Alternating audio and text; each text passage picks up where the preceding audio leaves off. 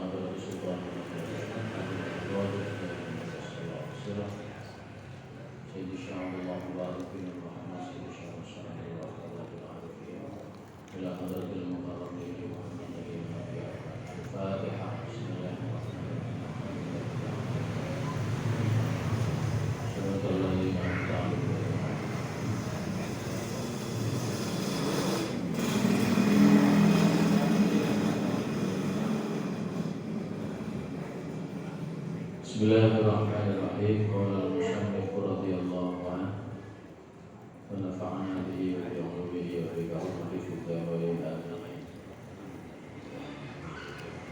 Ya dia sallallahu alaihi wa sallam. Rabbi shrah li sadri wa yassir li amri wa hlul 'uqdatam min lisani yafqahu qawli.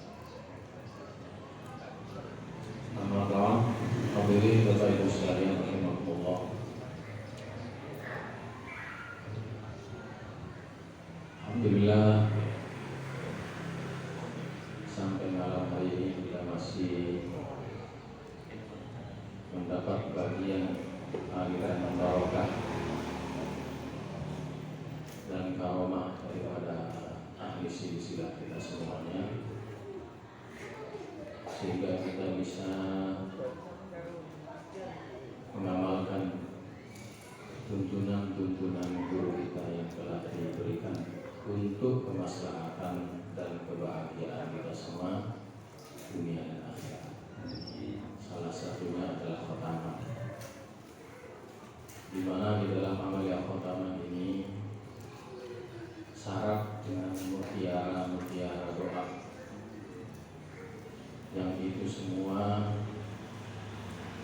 pasti kita harus yakin semuanya akan sampai kepada Allah Subhanahu wa Ta'ala. Kenapa tidak? Di dalam amaliyah tersebut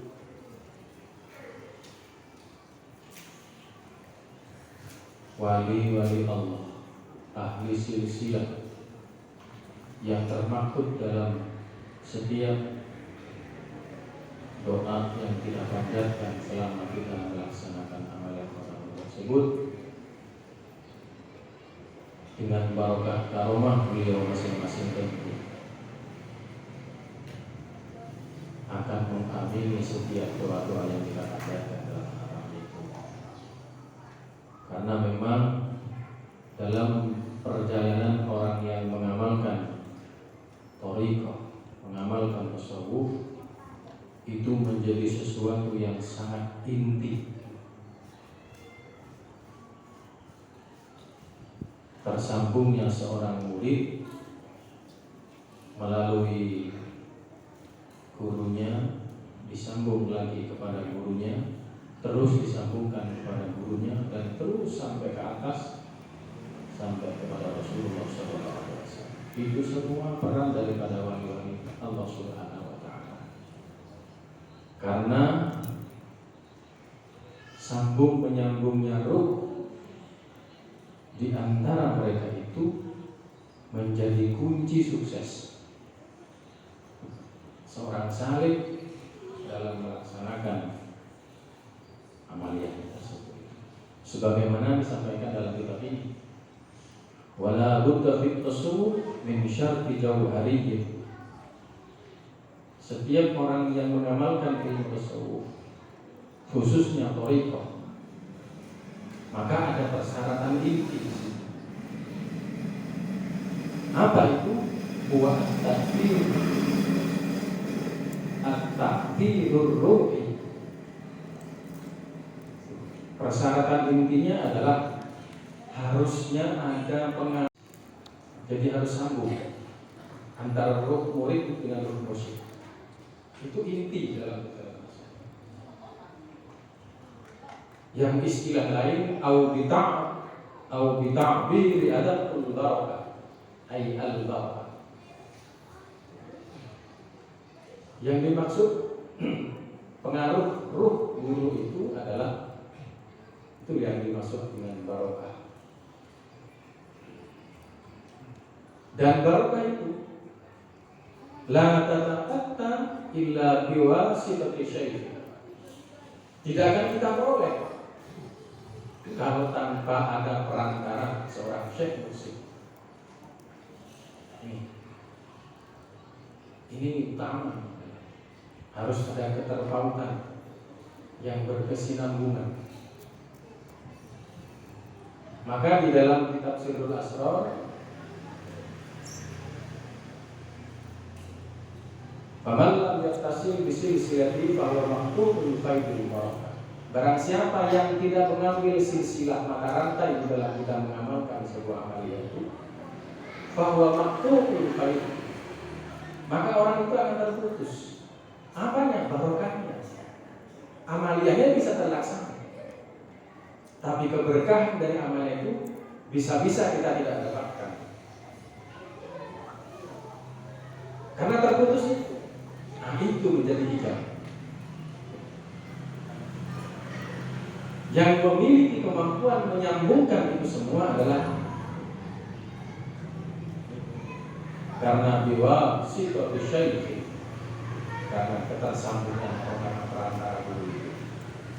Sehingga hadirin sering saya sampaikan yang sebagaimana ditulis di dalam kitab ini, waman arada ayyak sibal guru falyujali syekhuhu. Kalau kita ingin ada rasa, ingin lebih mantap bahwa apa yang sudah kita kerjakan itu bisa hadir, bisa tersambung, bisa sampai, istilah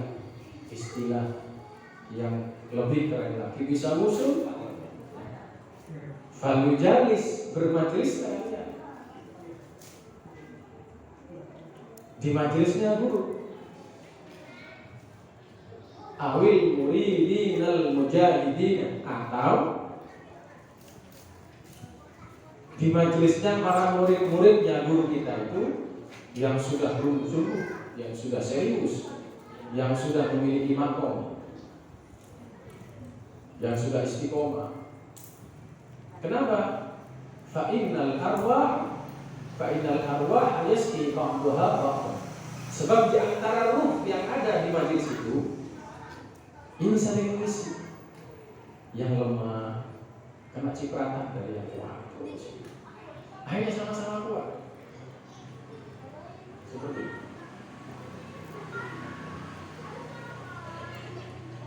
Oleh karena itu, saudaraku semuanya, masya Allah, kehadiran thariqah itu sebenarnya karena itu.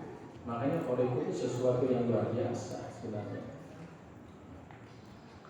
Wa min hunaka turuq. Dengan mata silsilah yang semacam itulah maka thariqah itu menjadi ada. Jadi thariqah itu karena mata rantai kita. Wa maka al-silsilatu wa al-silsilatu illa barakatun tantaqilu min syai'in ila murid. Ya. Jadi silsilah itu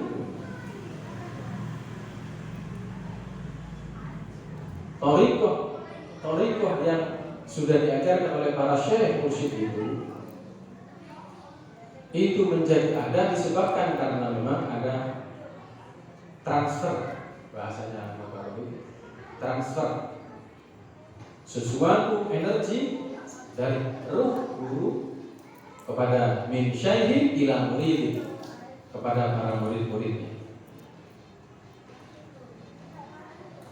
Bagaimana bentuk transfernya? Apa seperti kita transfer dalam ATM atau pakai ini?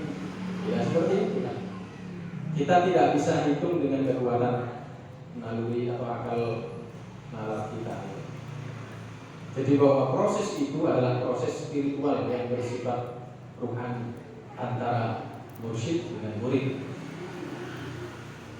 Maka dengan demikian, setiap murid yang mendapatkan transfer akan hal tersebut, maka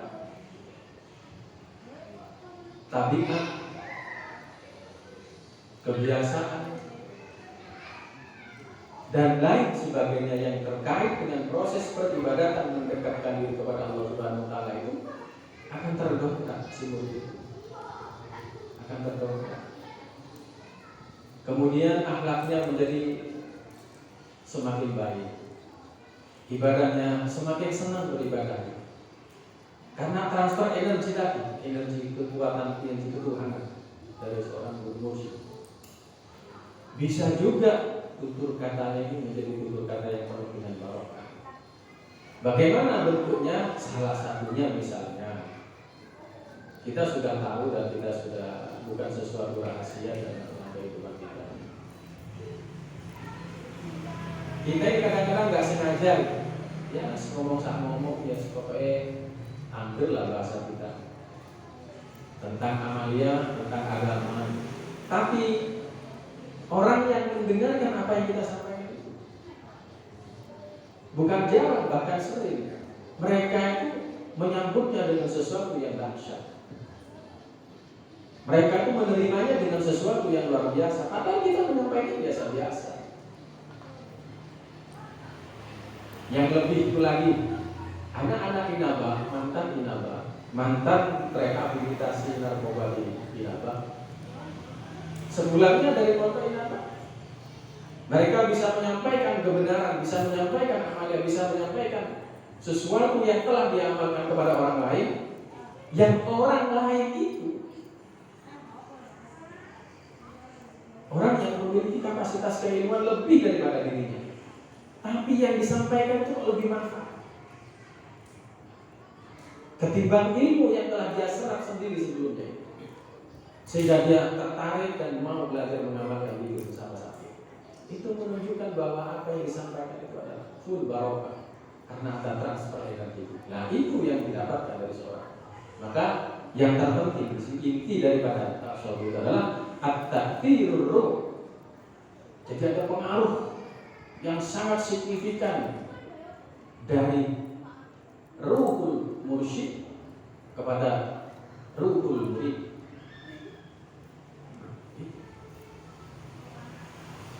Yang lain, contoh yang lain, akal sehat umumnya manusia, semakin banyak ilmu yang dikuasai seseorang, satu, tingkat beribadahnya dia pasti semakin baik ketimbang orang yang tidak berilmu atau lebih sedikit ilmunya, apalagi tidak berilmu sama sekali.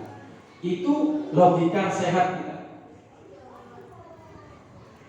Tetapi ketika kita ada bergaul di lingkungan teman-teman kita, ada yang hafal Quran, ada yang tidak hafal tapi bisa baca Al-Quran dan bagus baca Al-Quran, ada yang tidak seberapa bagus baca Al-Qurannya, ada yang masih belajar membaca Al-Quran, ada yang belum pernah belajar Al-Quran. Ketemu di majelis ini mendapatkan talqin, antara yang pertama sampai dengan yang terakhir itu ibadahnya sama. Ibadahnya sama. Yang ironis, yang hafal Quran, yang alim ilmu syariat, yang alim ilmu fikih, yang fasih baca Al-Quran, yang sama sekali tidak bisa baca Al-Quran, hanya bisa mengamalkan zikir. Yang ironis adalah yang tidak bisa sama sekali baca Al-Quran lebih hebat ibadahnya daripada orang yang ini. Ini kan? Ini sesuatu yang luar biasa. Itu menunjukkan bahwa besar sekali pengaruh daripada at-ta'thirur ruh.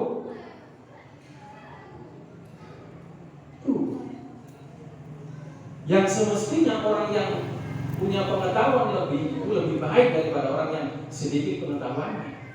Tapi fakta yang terjadi di tengah-tengah kita, Al-Mukarram itu berapa kali sudah tidak bisa dihitung menyampaikan fadilahnya sholat isyraq itu seperti apa, duduk dari subuh sampai isyraq itu bagaimana, mengamalkan zikir bagaimana, akhir khataman, akhir manaqib bagaimana. Itu sudah menjadi ya sekosan belakang itu, sekosan belakang itu. Tapi kenapa? Justru yang ada di tengah-tengah itu bukan orang-orang yang hebat-hebat, yang biasa-biasa semua. Seperti misalnya di Benteng. Di Benteng itu tiap malam ada yang diabang. Sudah puluhan tahun itu tiap malam. Kalau nggak 5, 7 orang, 10 orang itu setiap hari.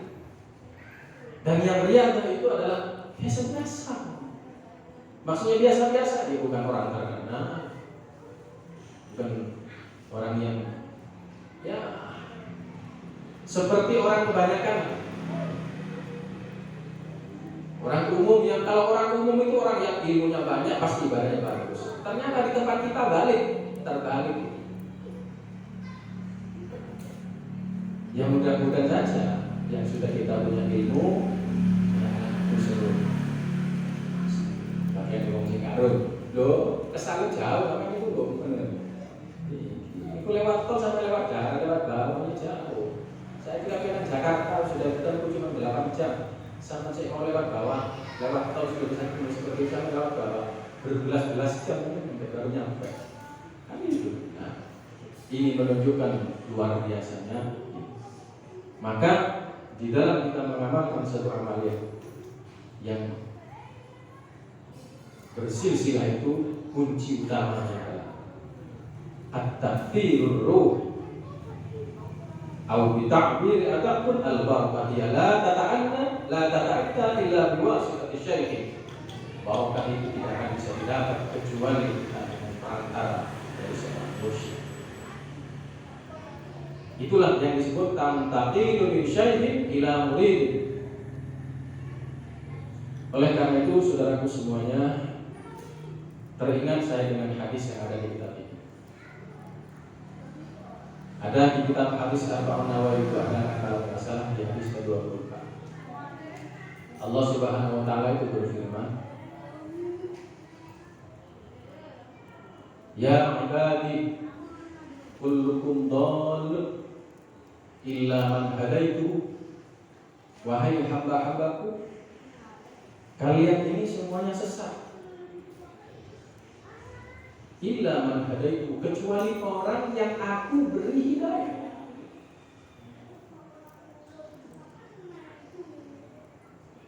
Maka dari itu fastahduni ahdikum.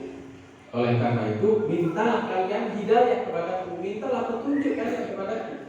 Ahdikum, pasti aku akan memberi hidayah itu kepadamu. Bagaimana maksudnya sesat itu? Sesat bisa jadi orang itu tidak bisa membedakan ini barang benar, barang salah. Tidak bisa membedakan mana yang hak, mana yang batil. Tidak bisa membedakan yang begitu-begitulah. Tidak bisa bagaimana sebenarnya kita mendekatkan pada hal yang baik, yang benar, sesuai dengan itu. Bisa jadi seperti itu. Maka untuk bisa membedakan yang benar itu benar, yang salah itu salah, ini perlu petunjuk, perlu hidayah. Dan hidayah itu sudah ada, tetapi tidak ada yang menunjukkan. Saya jadi seperti itu. Maka petunjuk itu hidayah itu ada beberapa. Kalau seperti yang sudah pernah saya sampaikan, yang pertama hidayatul khalq. Hidayah itu yang dibawa seiring dengan penciptaan kita sebagai Allah. Itu semuanya membawa sudah. Kullu mauludin yuladu 'alal fitrah. Kefitrahan itu semuanya ada di situ. Semuanya orang beriman kepada Tuhan. Sudah dikasih modal sama Tuhan. Kemudian karena faktor fa'bawahu yuhawidani aw yunasirani aw yumajisani, maka orang itu berusaha berubah karena faktor pertama adalah kedua orang tua dan perjalanan berikutnya dan seterusnya. Itu tentang hidayatul khalq. Yang kedua hidayatul irsyad. Hidayah itu yang kita peroleh atas dasar mendapatkan bimbingan atau petunjuk dari seorang mursyid, seorang guru. Itulah hidayatul irsyad. Nah, kita semua ini sudah tahu, sudah bawa semua hidayatul khalq itu. Cuma lebih diintensifkan lagi ketika kita bermursyid. Maka hidayah itu menjadi berkembang menjadi hidayatul irsyad. Sebagaimana di dalam surat Al-Kahfi, "May yahdillahu fa huwal muhtad wa may yudlil falan tajid lahu waliyyan mursyida. Jadi kita ini orang-orang pilihan sebenarnya. Pilihan dari Allah Subhanahu wa taala, sudah dipilih sebenarnya. Tujukan kepada sesuatu yang luar biasa. Makanya kita dipertemukan oleh Allah dengan manusia. Karena disitulah sebenarnya tempat menempa sesuatu yang tidak bisa kita jangkau. Tempat kita mengambil sesuatu, meraih sesuatu yang kita tidak mampu menggapainya dan meraihnya. Hanya kita bersilsilah itulah baru kita bisa mencapainya. Karena bersilsilah itu adalah bertawassul, bersilsilah itu menjadi perintah dari Allah Subhanahu wa taala. Ya ayyuhalladzina amanu taqullaha wabtaghu ilaihi wasilata wa jahidu fi sabilihi la'allakum tuflihun. Itu perintah Allah. Disuruh mencari dan sudah kita dapatkan. Tetapi dalam ketika kita sudah mendapatkan semuanya itu, belum tentu serta-merta dibiarkan begitu, tidak. Bahasanya Al-Quran yang maintenance-nya itu, pemeliharaan itu. Kita harus jaga, kita tetap pertahankan apa yang sudah kita capai. Untuk tetap di ujung, di awal, dari awal sampai akhir posisinya tetap stabil. Karena memang di setiap hampir penjelasan dari setiap yang kita pernah dapatkan bahwa al-iman yazidu wa yanqus, kondisi iman manusia pada umumnya itu bertambah dan berkurang, pasang dan surut. Tetapi kata Al-Mukarram, orang-orang yang sudah mendapatkan penanaman bibit iman, kalimat iman, kalimat thayyibah, kalimat tauhid, maka keimanan itu dia akan terus berproses. Karena dia berproses maka tidak turun lagi. Naik. Nah, kenaikan dari step ke step berikutnya ini, tangga satu ke tangga berikutnya ini sangat bergantung kepada intensitas atau keistiqomahan kita dalam amaliyatnya itu. Semakin baik, semakin cepat, semakin tinggi juga kenaikannya. Nah, kita berproses naik. Dalam kondisi apapun, yang terpenting adalah iman kita mengalami kenaikan. Misalnya sampai kenaikannya baru satu split saja naik, terus selesai kontrak, tidak ada masalah. Iman sudah ada kenaikan. Yang kita khawatirkan dan itu kita takuti bersama-sama, kita mohon perlindungan kepada Allah. Kalau tiba-tiba iman itu turun, kontrak selesai. Naudzubillah min dzalik. Ini yang kita jaga. Sehingga orang yang saya sudah mengamalkan itu, insya Allah dia tidak lagi mengalami penurunan. Maka kalau misalnya tiba-tiba kita merasakan iman drop, ya segera kembali. Fafirru ilallah, watubu ilallah qabla an tamutu. Segera kita bertaubat kepada Allah sebelum kita mati. Wabadilu bil amal sholih qabla an tashrabu. Segera kita beramal soleh, banyak-banyak kita beramal soleh sebelum kita sibuk dengan urusan-urusan yang tidak manfaat untuk mendongkrak kita keimanan kepada Allah. Segera. Nah, zikir itu mengantarkan ke sana. Guru itu mendampingi kapan kita kemudian mengalami stagnan, kapan kita mulai drop, di situ guru pasti akan hadir. Semakin serius kita hadir kepada guru jauh lebih serius hadir kepada kita. Karena sudah disampaikan di dalam kitab ini juga. Ta'aruf ilallah, ya'rifuka fi syiddah. Kenali Allah itu, kenali Tuhan tatkala kalian sedang dalam keadaan lapar. Niscaya Allah akan mengenali dalam keadaan kalian sempit. Dekati gurumu, hadirkan gurumu pada saat kalian sedang lapar. Ketika kita sedang dalam keadaan sempit, guru akan hadir lebih cepat.